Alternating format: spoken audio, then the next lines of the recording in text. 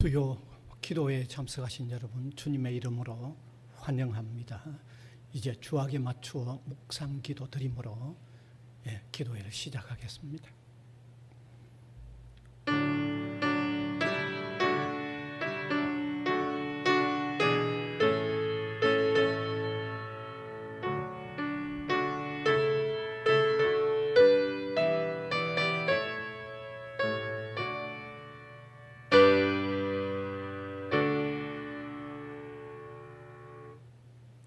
찬송가 279장 됩니다.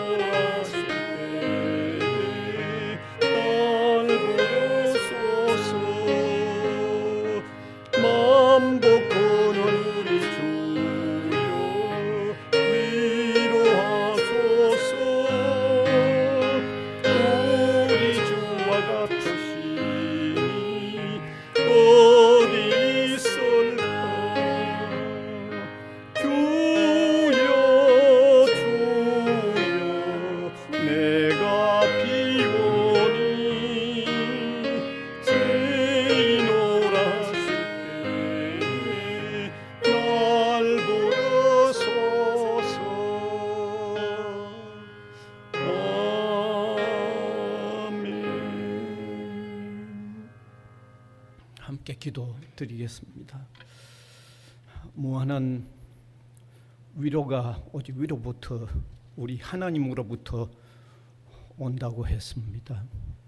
우리 사람은 살아가면서 진정한 위로가 필요합니다. 이 위로는 하나님을 아버지로 섬기는 사람들에게 참으로 주어지는 것을 믿습니다. 하나님을 아버지로 섬길 수 있는 사람은 또한 예수 그리스도를 구주로 영접하는 사람에게 이루어지는 놀라운 일인 줄 믿습니다. 오늘 이 시간도 세상 살면서 여러 가지 고달픔들 또 괴로움들을 많이 경험했던 저희들이 이 시간 기도 시간에 나와 머리를 조아리고 위로 하늘로부터 오는 위로를 받기를 원합니다. 성령이여 이 중에 오셔서 우리 마음들을 사로잡아 주시고 우리 마음들을 부드럽게 하시고 우리 마음들이 하나님께 예배하기에 적합한 마음들이 되어 하늘로부터 오는 위로와 삶을 살아가는 새로운 방향을 찾고 또 위로부터 주어지는 힘을 얻으며 살아가는 저희들이 되게 하여 주시기를 간절히 바라옵고 원합니다. 사랑하는 주님, 살면서 생각으로 말로 또 관계성 속에서 잘못하는 일들이 너무 많이 드러나는 저희들입니다.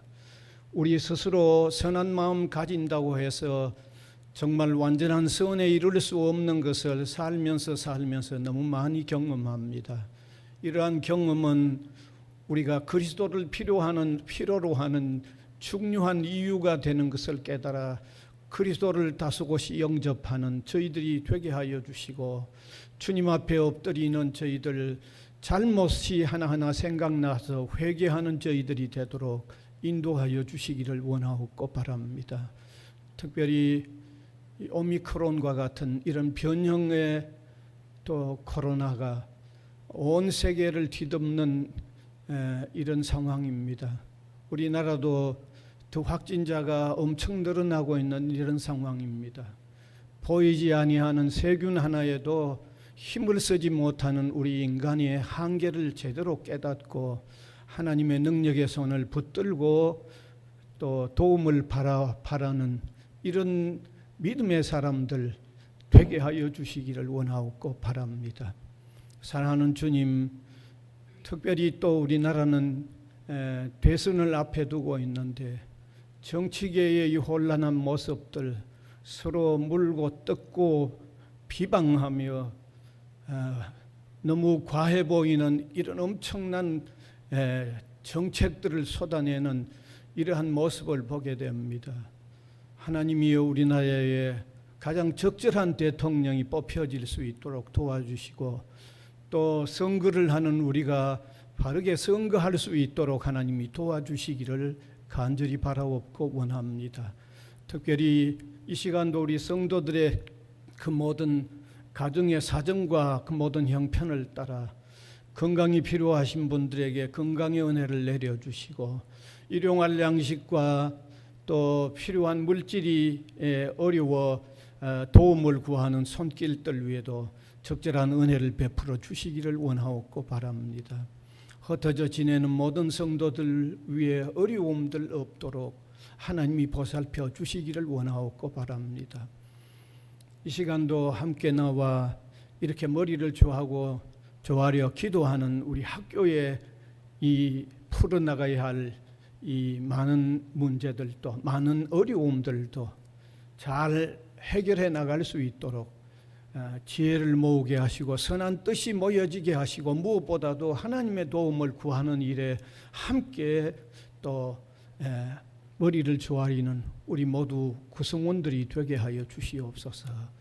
이 시간도 말씀을 깨닫는 귀한 시간 되게 하여 주시기를 바라옵고 예수님 이름으로 기도하옵나이다. 아멘.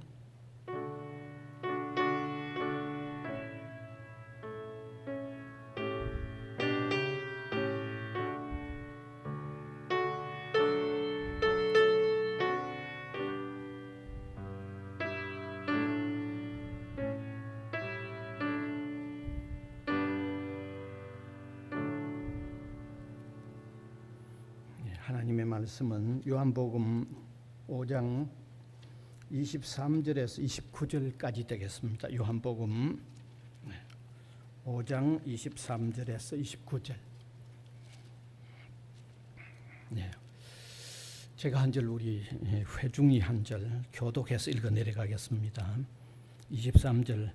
이는 모든 사람으로 아버지를 공경하는 것 같이 아들을 공경하게 하려 하심이라. 아들을 공경하지 아니하는 자는 그를 보내신 아버지도 공경하지 아니하느니라.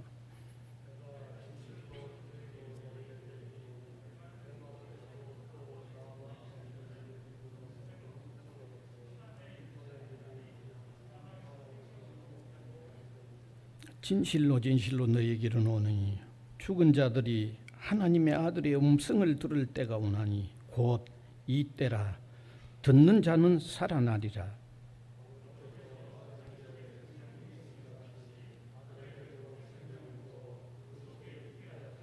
또 인자됨으로 말미암아 심판하는 권한을 주셨느니라.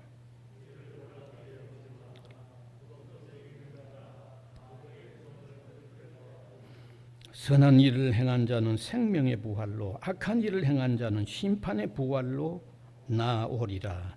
아멘. 오늘은 하나님의 아들 심판자로서 요구와 역할이라는 주제가 되겠습니다. 오늘 읽은 이 앞부분은 요한복음 5장 19절에서 22절, 제가 2주간 전에 그 부분으로 수요일 말씀을 전했습니다.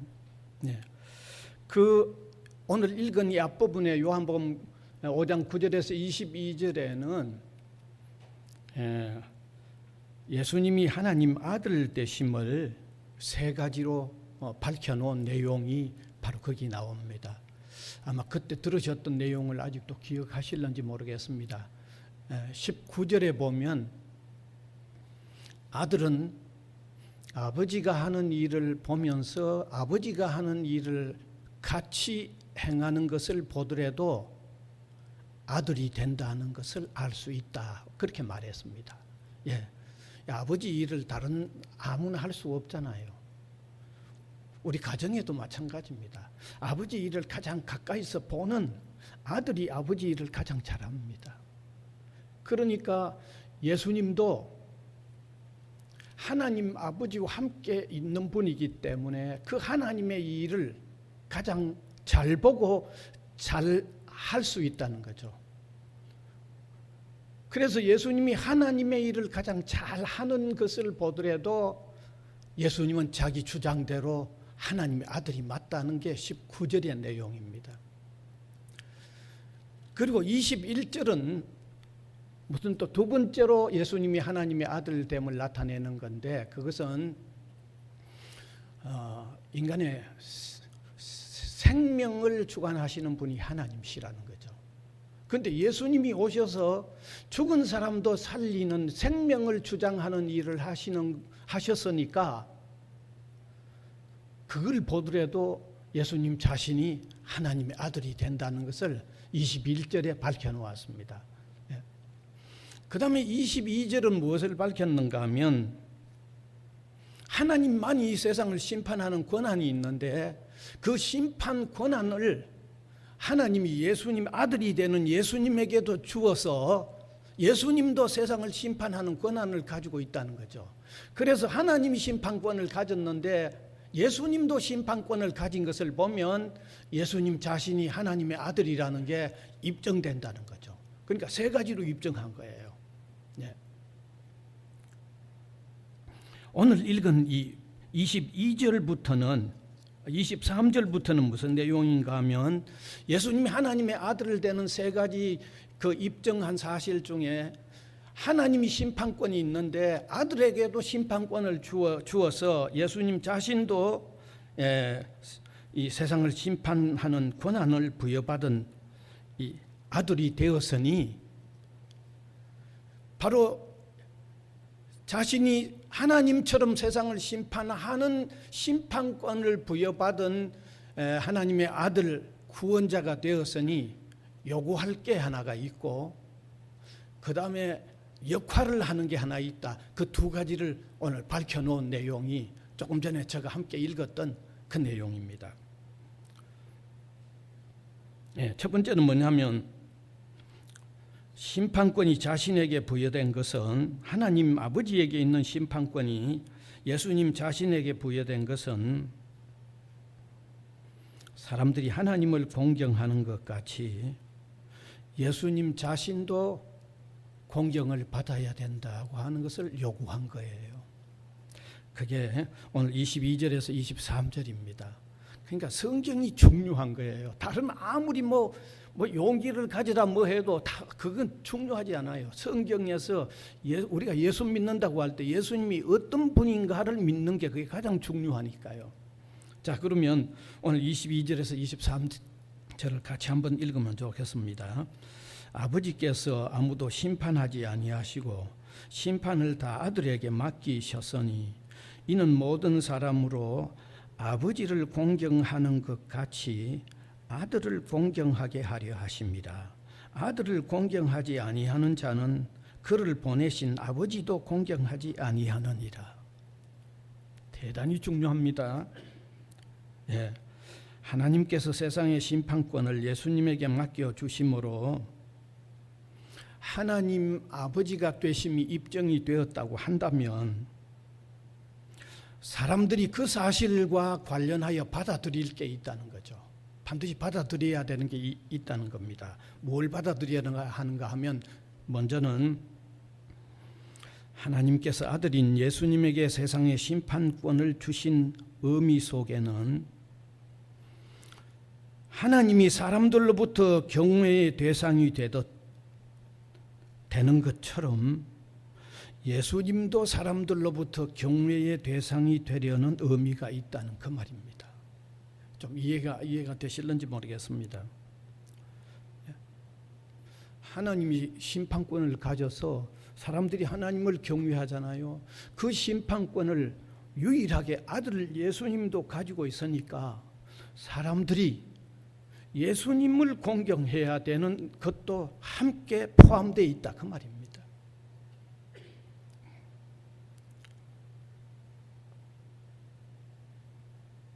다시 말하면 이 말은 사람들이 하나님을 경외하는 것이 당연하다고 하면 예수님도 당연히 경외해야 된다는 그 말입니다. 사람들이 하나님 경외하는 것하고 예수님 경외하는 게가 이원화되어 있는 게 아니라는 그 말입니다. 그게 하나라는 그 말입니다. 하나님 경외하면 예수님 경외해야 되고 예수님을 제대로 경외해야 하나님을 경외하는 일이 둘 따로 떨어져 있는 게 아니고 하나 이론 하나라는 그 말을 예수님이 지금 하시고 계시는 거예요. 더욱더 중요한 사실은 만일 하나님을 경외한다고 하면서 예수님 경외 안 하면 예수님 경외 안 하는 것도 되지만 하나님 경외 안 하는 것도 된다고 말씀하고 있는 거예요. 그 말은 그 둘은 따로 떨어질 수 없이 하나라는 것을 얘기하는 거예요. 그래서 오늘 이 본문을 한번 다시 확인해 보면 좋겠습니다. 23절 다시 한번 띄워주시고 제가 설명한 내용을 가만히 새겨가면서 한번 읽어보시면 의미가 분명해집니다. 다시 읽읍시다. 이는 모든 사람으로 아버지를 공경하는 것 같이 아들을 공경하게 하려 하심이라. 아들을 공경하지 아니하는 자는 그를 보내신 아버지도 공경하지 아니하느니라. 이건 하나님 공경과 예수님의 공경은 떨어지는 게 아니라는 거예요. 왜 이런 말씀을 하셨는가 하면 당시의 역사적 사정을 잘 아셔야 돼요. 당시의 유대인들은요, 그 사람들이 하나님은 대단히 공경한다고 자기들 자부한 사람들입니다. 예, 그거는 저도 인정해요. 하나님 잘 공경한다고 유대인들이 자부심을 가졌어요. 그런데 심판권을 주어서 하나님 아들 되는 예수님이 왔는데 예수님은 공경 안 하고 죽이려고 했거든요. 그러니까 예수님이 하시는 말씀이 심판권을 가진 하나님의 그 심판권을 가지고 온 나는 하나님의 아들이니까 하나님을 섬기는 것은 나를 섬겨야 되고 나를 섬기면 하나님 섬기는 게 된다는 것을 강조하기 위해서 여기 이런 말씀을 하고 있다는 거죠. 그러니까 오늘 우리는 참 중요한 걸 깨달아요.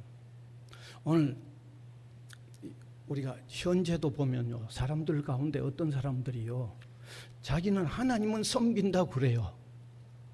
그런 사람 여기 있어요. 혹 여러분들 중에도 있는지 모르겠어요. 그런데 예수님하고 난 상관없다고 생각하는 사람이 있어요. 그러면 오늘 여기 제가 지금까지 설명드린 말씀에 의하면 그게 성립됩니까? 안 됩니까? 안 되는 거죠.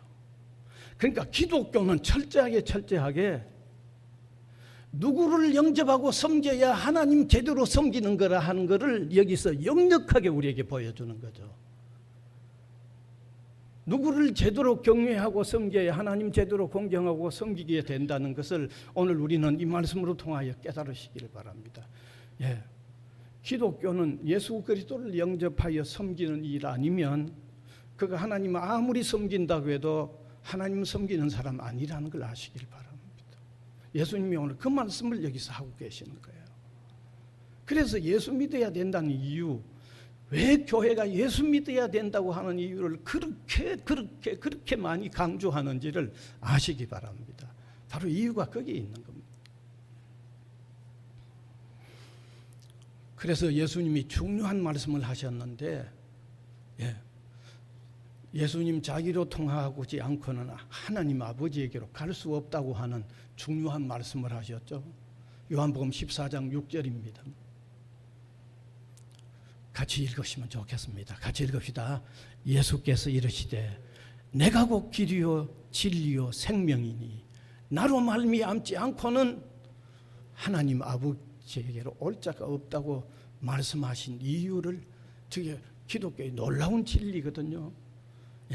제가 지금까지 설명드렸던 그 근거에서 저 말씀을 하시고 계신다는 이유를 바르게 깨달으시길 바랍니다.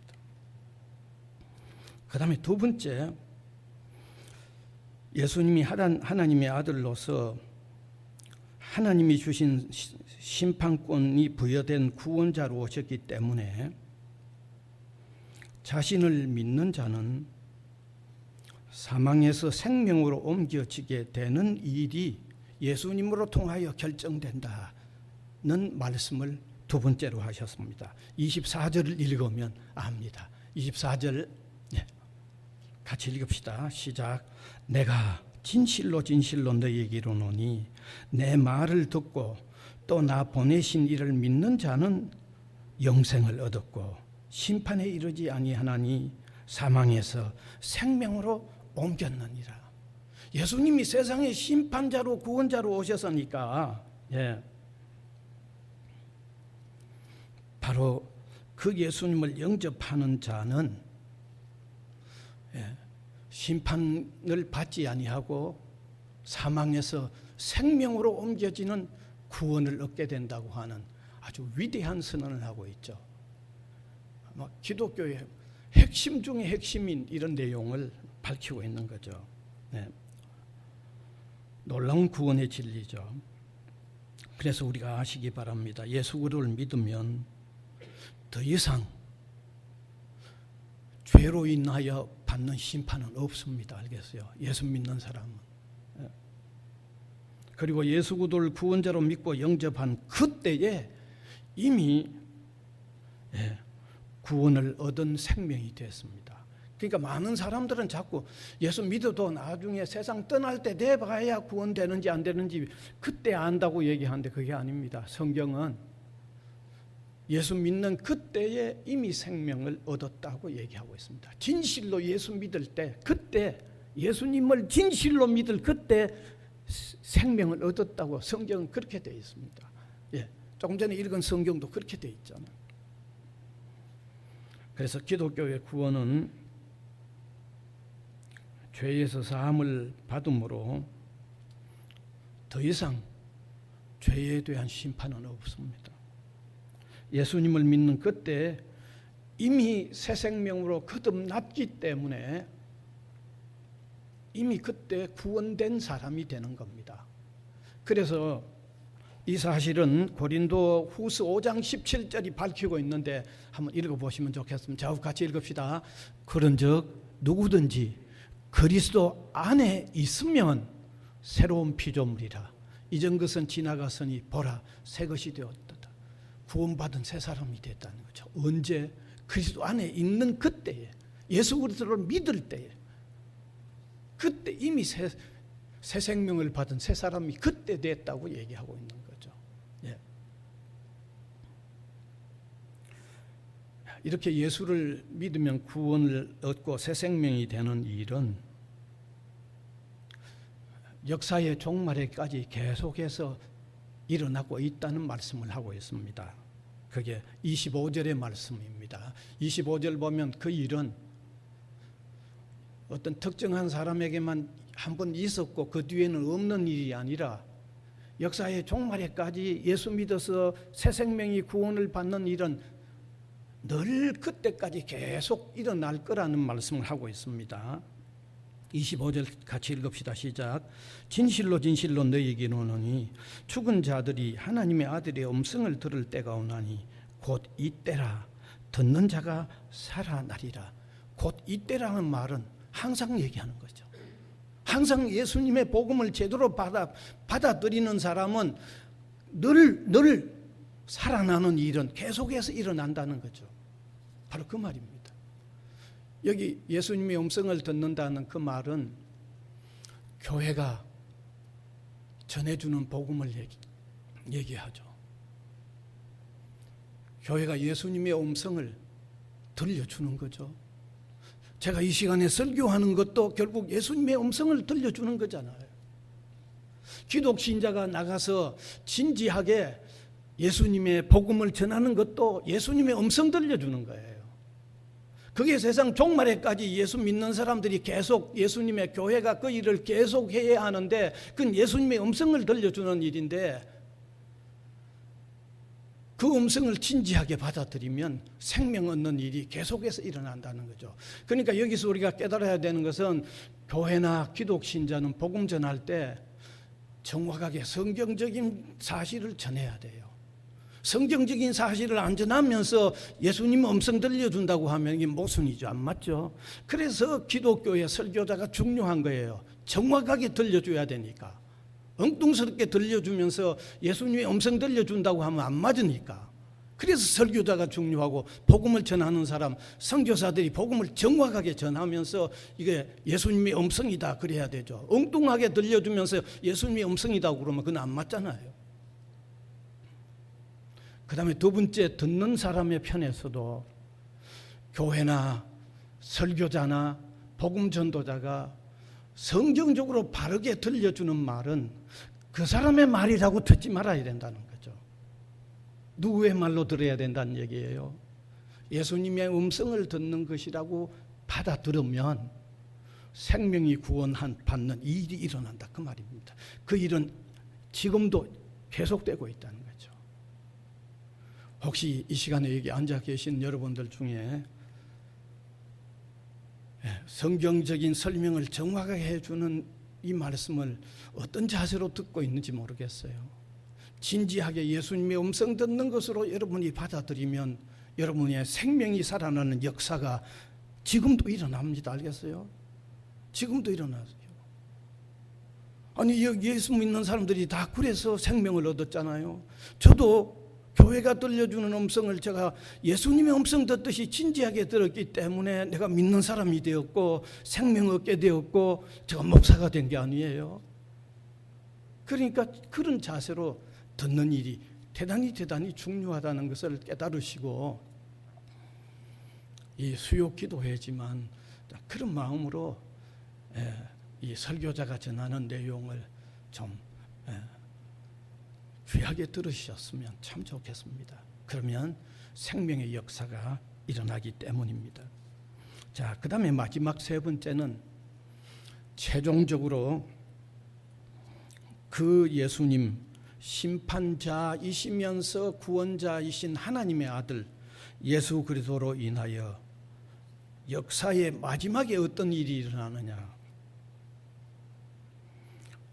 믿는 자들은 생명의 부활, 믿지 않는 사람들은 끝까지 믿지 않는 사람은 심판의 부활을 하게 된다고 말씀하고 있습니다. 27절에서 29절 보면 같이 읽읍시다. 또 인자됨으로 말미암아 심판하는 권한을 주셨느니라. 이를 놀랍게 여기지 말라. 무덤 속에 있는 자가 다 그의 음성을 들을 때가 오나니 선한 일을 행한 자는 생명의 부활로 악한 일을 행한 자는 심판의 부활로 나오리라. 이건 역사의 마지막에 있을 일입니다. 예수 그리스도 심판자이시면서 구원자로 오신 예수님을 영접한 사람은 그때 죽은 상태로 무덤에 있었다고 하더라도 생명의 부활로 부활을 하고, 끝까지 믿지 않았던 사람, 그래서 무덤 속에 있었던 사람은 심판을 위한, 그래서 영원한 형벌을 받는 부활로 부활하게 될 결과가 있을 것을 예수님은 자신이 구원자요 심판자로서의 하나님의 아들이기 때문에 자신으로 통하여 그런 일이 일어날 것을 성경은 밝히고 있는 겁니다. 어떻게 들으시면 너무 황당하게 들리실런지 모르지만 기독교의 복음이고 지금까지 수없이 많은 사람들이 이 복음 듣고 생명을 얻었고 신실한 삶을 살았던 생생한 증거가 있는 놀라운 복음임을 이 시간에 다시 한번 깨닫는 저와 여러분이 될 수 있기를 간절히 바랍니다. 은혜의 주님 감사를 드립니다. 오늘도 너무너무 소중한 예수님의 귀한 말씀을 부족한 종이 또 최대한 바르게 해석하려고 하는 중심에서 함께 나누었습니다. 이 귀한 의미를 잘 새겨듣는 우리 청중들이 되게 하시고 정말 깊이 생각하여 주를 영접하는, 그래서 영접할 때 생명을 얻고 구원을 받을 뿐만 아니라 이 세상 종말에 이루어지는 이 놀라운 소망을 가지고 사는 이런 신실한 저희들이 되도록 인도하여 주시옵소서. 감사를 드리옵고 예수님 이름으로 기도하옵나이다. 아멘. 찬송가 305장입니다.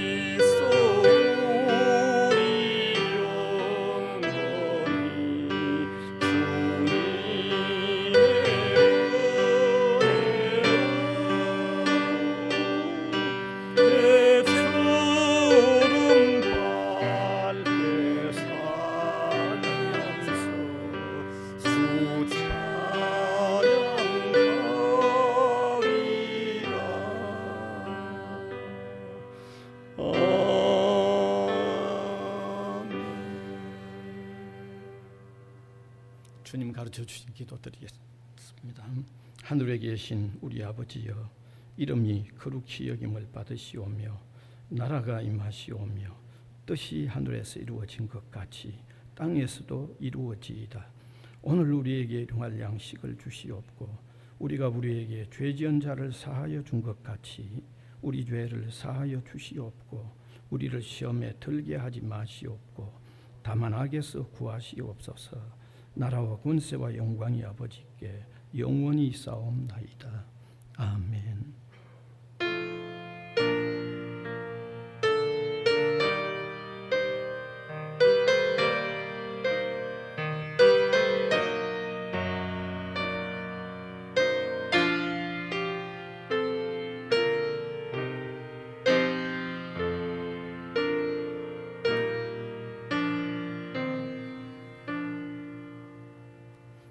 감사합니다. 예배 마쳤습니다.